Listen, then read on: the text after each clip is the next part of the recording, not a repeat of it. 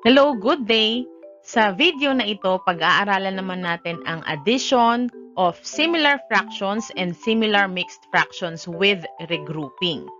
Tapos later on, pag-aaralan din natin ang subtraction of similar fractions with regrouping. Before we proceed doon sa ating lesson, i-remind ko lang kayo na a fraction that has the same numerator and denominator is equal to 1. Halimbawa, 2 halves. Katumbas yan ng 1 whole. Another one is 3 thirds. Katumbas din yan ng 1 whole. So another one is 5 fifths. Katumbas din yan ng 1 whole. Kahit gaano pa kalaki yung numerator at denominator, basta pareho. Halimbawa, 1 million. So 1 million over 1 million. Katumbas pa rin yan ng 1 whole. So tandaan, basta pareho ang numerator at denominator, katumbas yon ng 1 whole. Okay, so this time, addition of similar fractions and similar mixed fractions with regrouping. Kapag sinabing similar, pareho ang denominator. So we have 2 eighths plus 7 eighths. Remember, kapag nag-a-add ng fractions, ang pinag-a-add lang natin ay yung numerator. So 2 plus 7 is 9. At kinokopya lang natin ang parehong denominator. So, 8. So, ang answer natin dito ay 9/8. Ang 9/8 ay improper fraction. Bakit siya naging improper? Kasi mas malaki yung numerator. Kung ang sagot ay improper, i-change pa natin yan sa mixed number. So, paano mag-change ng improper fraction sa mixed number? So, dahil yung fraction line dito indicates division, so 9 divided by 8. So, 9 divided by 8 is 1.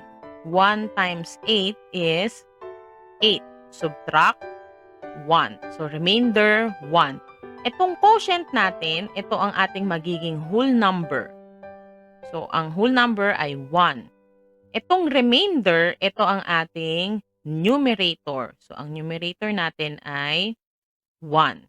And then, copy the same denominator, which is 8. So, yung 9/8 equal siya sa 1 and 1/8. So, ito ngayon ang ating final answer.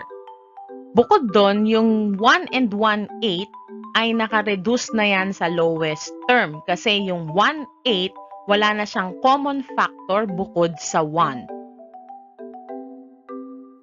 So, our next given is 1 and 8 tenths plus 2 tenths.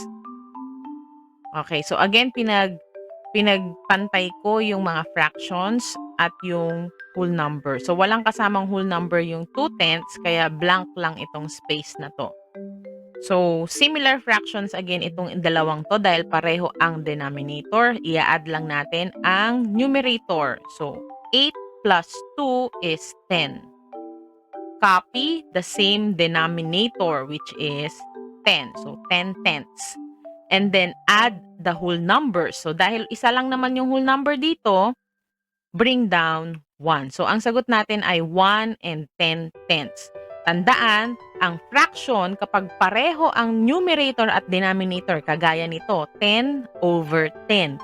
So, katumbas na yan ng 1 whole. So, ito, yung 10 tenths ay katumbas ng 1 whole. So, meron tayong isang 1 whole, meron pa ulit isang 1 whole doon. Ang final answer natin ay 2.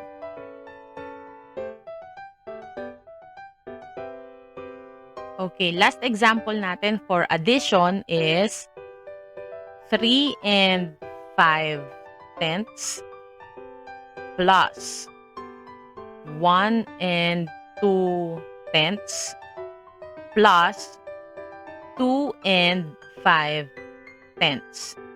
Okay, so again, kapag similar fractions na, ang i-add lang natin ay yung mga numerators. So, 5 plus 2 plus 5 is 12. copy the same denominator, which is 10. And then add the whole numbers. 3 plus 1 plus 2 is 6. So, ang answer ay 6 and 12 tenths. Kaya lang, yung 12 tenths ay improper fraction pa. So, babaguhin natin to, gagawin nating mixed number. Again, pag improper, mas mataas yung numerator. So, i-divide ulit natin yung 12 sa 10. 12 divided by 10 is 1. 1 times 10 is 10. Subtract, the answer is 2. So, yung whole number natin ay itong 1. So, ito yon yung quotient. So, yung 12 tenths, katumbas siya ng 1. Itong remainder, ito ang ating numerator.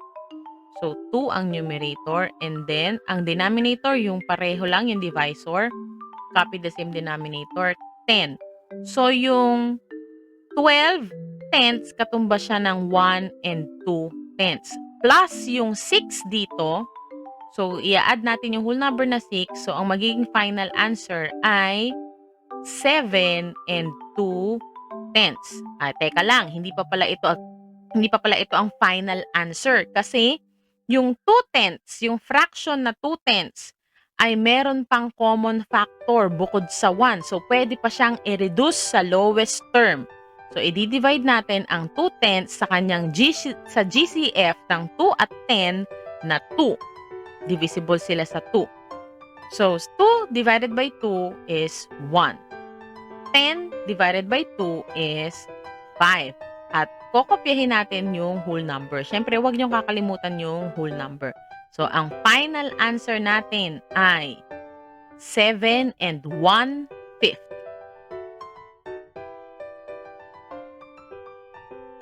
So, our next topic naman is subtraction of similar fractions and similar mixed forms or mixed fractions with regrouping.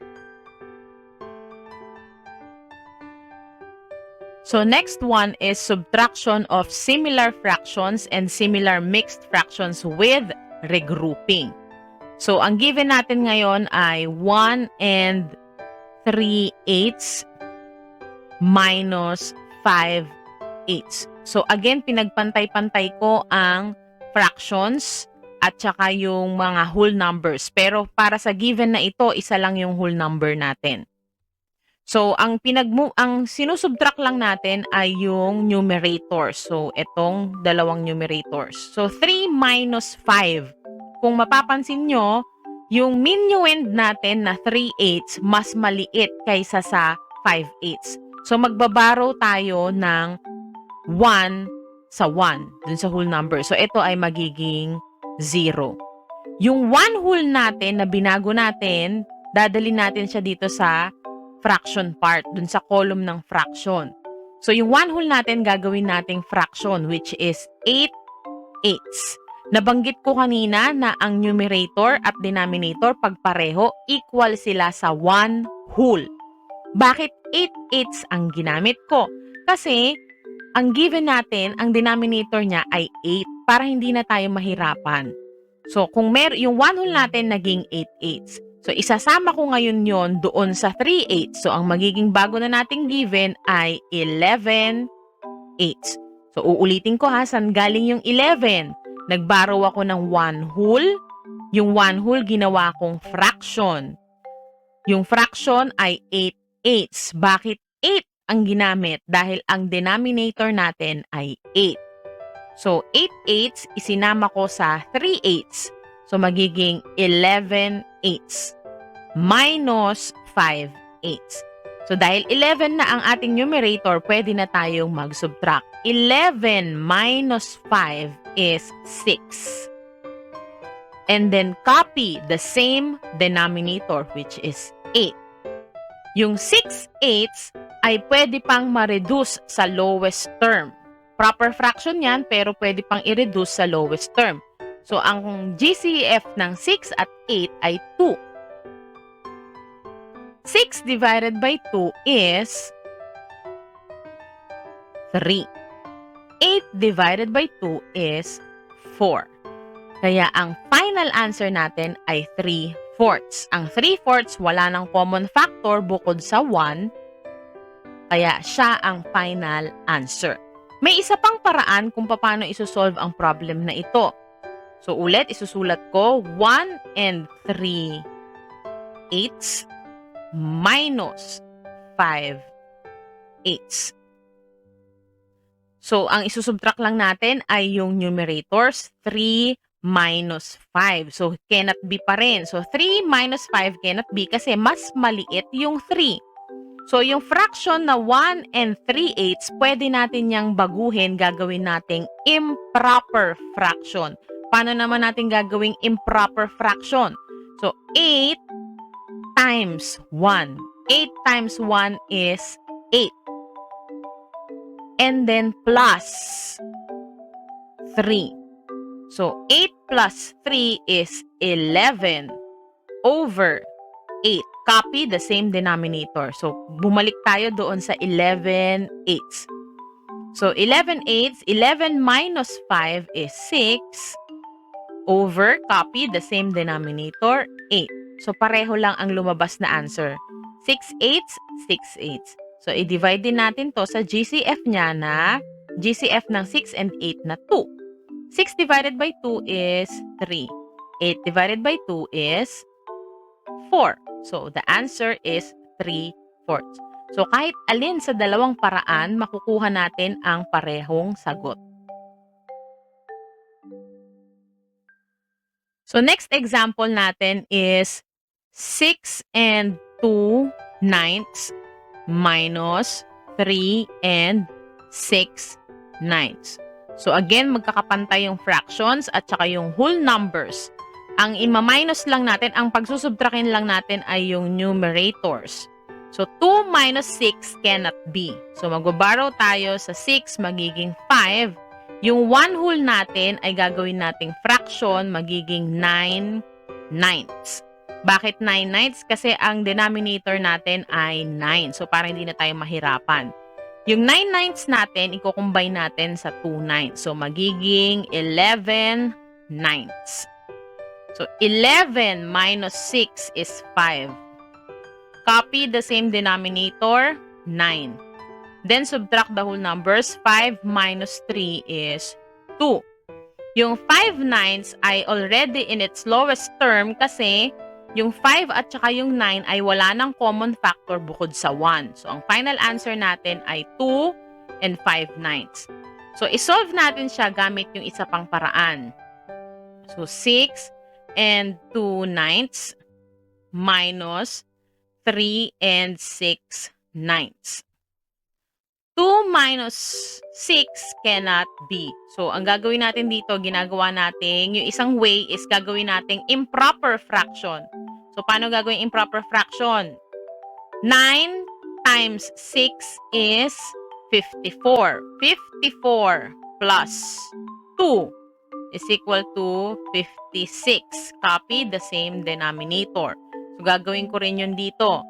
9 times 3 is 27. 27 plus 6 is equal to 33. And then copy the same denominator. Now, let's subtract 56 minus 33. So, 56 minus 33 is 6 minus 3 is 3. 5 minus 3 is 2. 23.